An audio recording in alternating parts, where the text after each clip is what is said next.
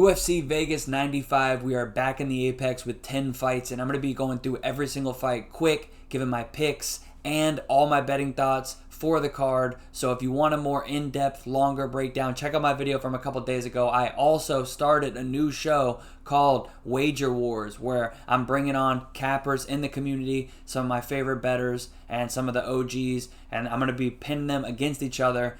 They're going to be betting on every single fight, and whoever makes the most money on every card gets the win. We're gonna do some tournaments. We're gonna try to raise some money, do some some cash prizes and stuff, some fun prizes too, or some fun punishments. We've been thinking of some funny ideas.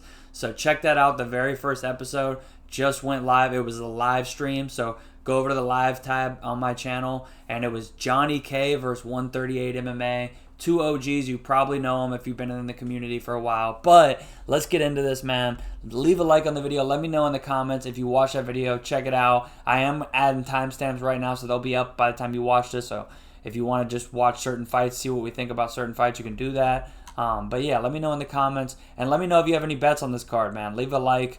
Click subscribe. It's a longer than normal intro, but we're getting into it now. Stephanie Luciano versus Talita Alencar. You guys know I'm on the Alencar side here. I have a bet on her at plus 160. I'm going to start it off with a women's MMA underdog. These women fought as a rematch. I think Alencar, I don't take a lot into pre-fight interviews, but she seems focused. She seems dialed in. I know she's got the skills. I know she's got the wrestling to take her down. We got to hope she doesn't gas out this time. Give me Alencar to win a 29-28 decision and cash that underdog ticket. We move on to Jarno Aaron's taking on Yusuf Zalal, and that's right, I'm going back-to-back underdogs. I can't pick Jarno Aaron's, I'll be honest with you guys, gun to my head, but this line is wide, so I'm going to take two underdog shots in a row. Jarno Aaron's plus 360. Do I think Zalal wins? Yes, I won't lie to you guys, but the line is just wide. He's a guy who fights the close decisions often. I think he probably does win a decently competitive decision, but we've seen terrible judges, scorecards, and we've seen Zalal make a lot of mistakes in the octagon. So if he doesn't go to the wrestling and this does play out on the feet, it could be close. So give me that plus 360 on Jarno Aaron's. Let's move on to the next fight. I have another bet on this next fight. We're betting the prelims a lot on an Apex card, so can't be sketchy at all, right? Carl Williams taking on Jonata Denise. I got Carl Williams here. I just think if Denise, I am thinking about playing this Denise plus 650 KO round one. I think that's like 90%. Maybe KO early round two, but I think, all but one of his wins, and it's not just because of that. It's just because how he fights. I mean, I just think he's got to catch Carl Williams early. Otherwise, he's going to get wrestled for 3 rounds. So I took Carl Williams on the decision line, plus 195. We talked about it on the live show. We were all kind of on that, if you didn't see.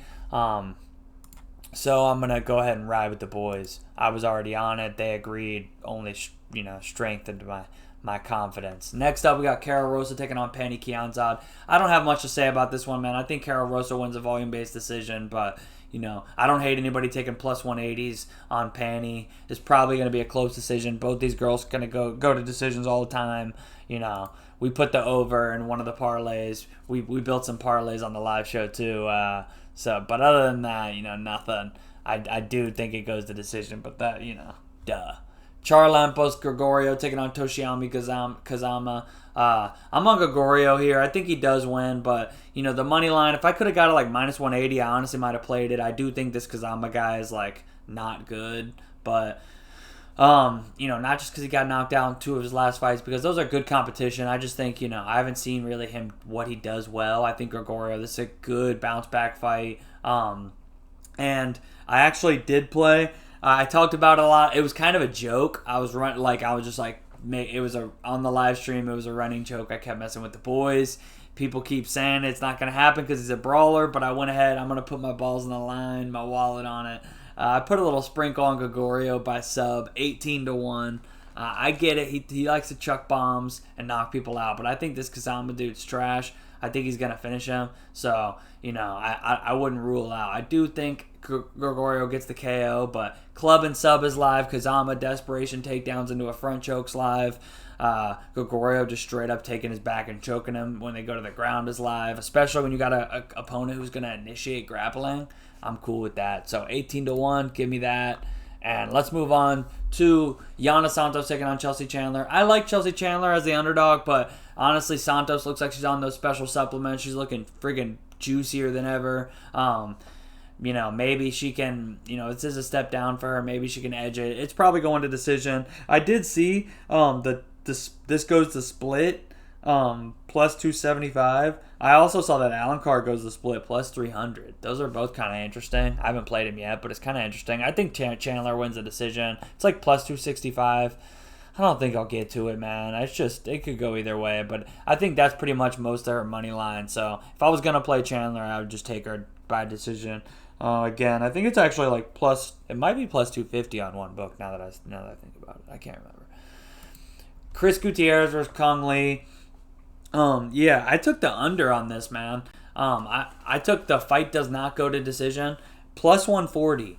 I know I'm kind of going against the boys on the live show here, but I feel like Chris Gutierrez, man, if you can't get Lee out of there, and honestly on the other side too, because Gutierrez inside the distance isn't much better. So it's like you're getting the upside of if Lee does win, it's probably going to be like a first round KO or a sub. Like he's probably going to get him out of there and probably early. But regardless, he's not going to probably win a decision over Gutierrez. I don't really see him wrestling for 3 rounds on short notice, or at least 2 of them.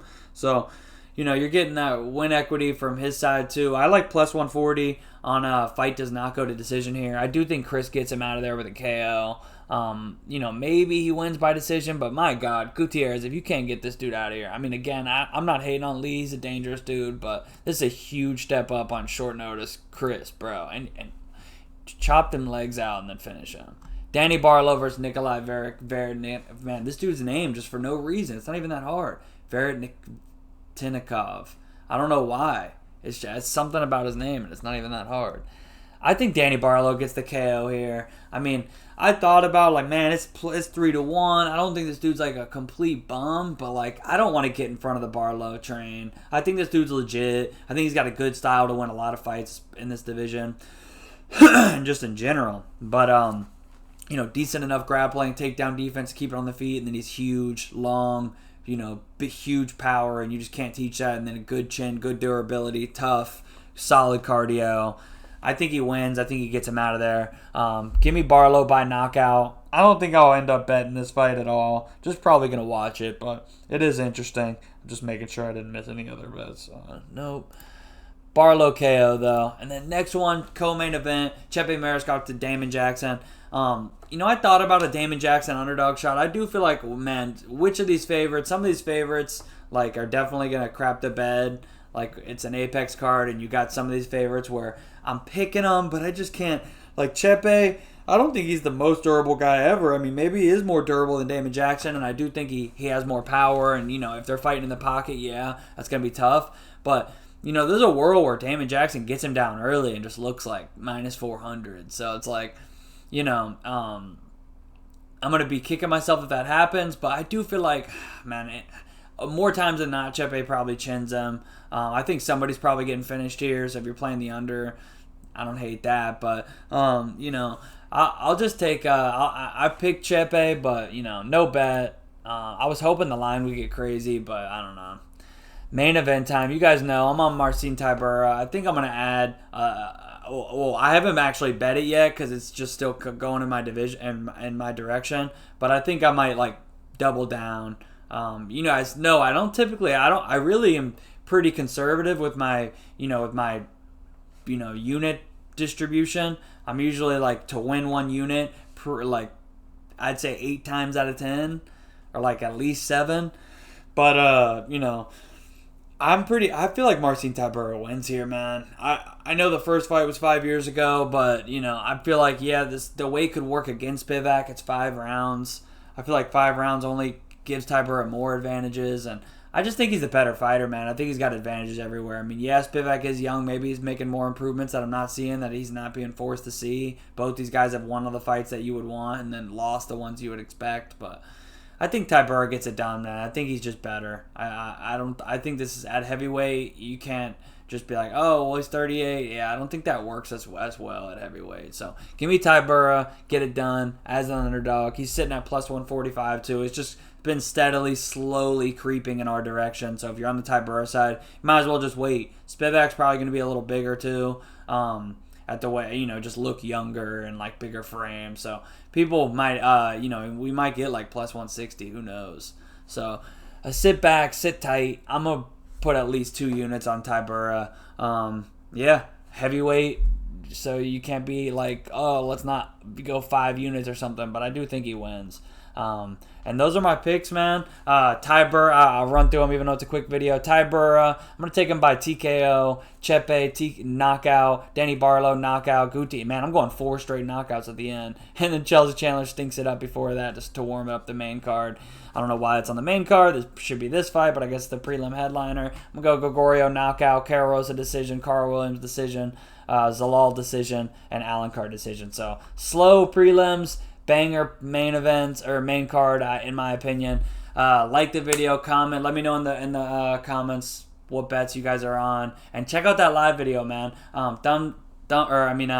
Timestamps will be there, so check out. If you don't want to sit there, it did turn into a hangout because those are my boys.